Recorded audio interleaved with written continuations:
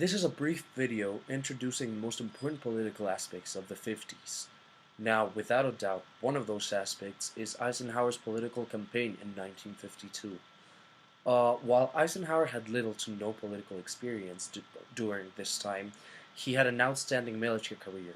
He had led the invasion of Normandy in D-Day and during World War II, which turned him into a national hero.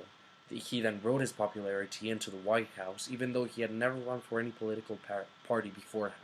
Eisenhower had to decide which party to join, and he would eventually decide for the Republican Party, in which he would have to fight Robert Taft, a well-respected Ohio senator and son of former President William Howard Taft, for the candidacy for his party.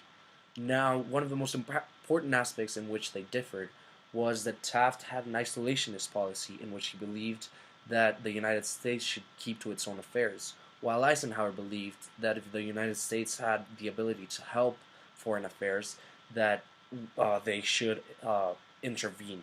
Eisenhower would eventually win the candidacy for his party and would then run for president as the candidate for the Republican Party. Now, for the first time in the history, you had the candidates being advertised on national television. This meant, as Len Hall, chairman of the Republican National Committee, stated, that politics those days were like a business. You would sell your candidate and your programs the way a business sells its products. This meaning that you would try to portray the best aspect of your candidate to gain the popular vote. As mentioned before, Eisenhower didn't believe in isolationism, and in fact believed that if the United States could do anything to help foreign affairs, that they should get involved. He promised to intervene in the North Korean conflict, which would eventually end in 1953.